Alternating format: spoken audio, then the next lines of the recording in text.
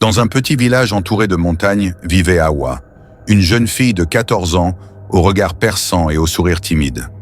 Hawa était orpheline de mère et son père s'était remarié avec une femme stricte et froide nommée Sita.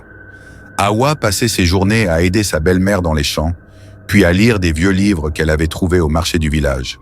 Son seul ami était Lamine, un garçon jovial et curieux qui rêvait de devenir médecin pour soigner les pauvres.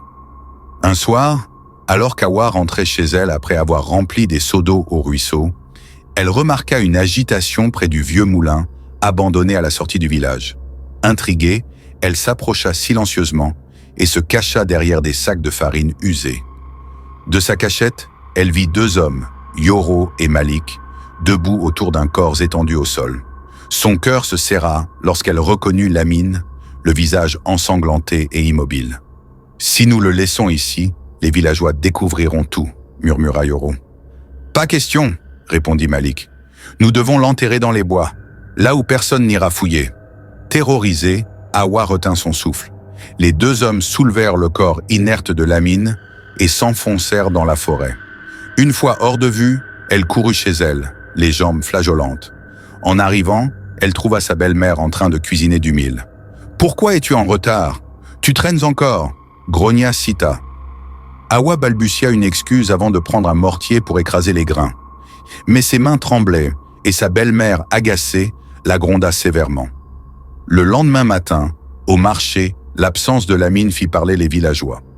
Sa mère, Mariama, pleurait dans un coin, demandant à quiconque s'il l'avait de vue. « Mon fils est parti hier soir et n'est jamais revenu » sanglotait-elle. Hawa voulut parler, mais la peur l'en empêcha. Elle ne savait pas si quelqu'un la croirait.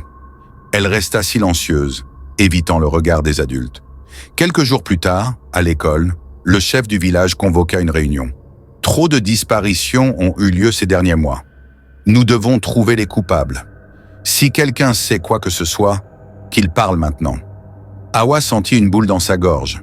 Elle fixa ses pieds, hésitant à lever la main. Mais une voix intérieure lui murmura « Si tu ne parles pas, Lamine n'aura jamais justice. » Prenant son courage à deux mains, elle se leva et demanda à parler en privé au chef du village. Elle raconta tout ce qu'elle avait vu, son cœur battant à tout rompre. Le chef, surpris mais attentif, lui demanda de les conduire à l'endroit précis où Lamine avait été enterré. Une équipe de villageois se rendit dans la forêt, Hawa guidant le groupe. Ils creusèrent sous un grand arbre à l'endroit qu'elle indiqua, et comme elle l'avait décrit, ils trouvèrent le corps de Lamine. Les villageois furent horrifiés. Yoro et Malik furent arrêtés. Au début, ils nièrent tout en bloc, mais confrontés à des preuves accablantes, ils finirent par avouer leur crime. Ils avaient tué Lamine par jalousie, car ils ne supportaient pas l'idée qu'il réussisse à devenir médecin et à les surpasser. En récompense pour son courage, le chef du village adopta Hawa et l'envoya dans une grande école de la capitale pour poursuivre ses études.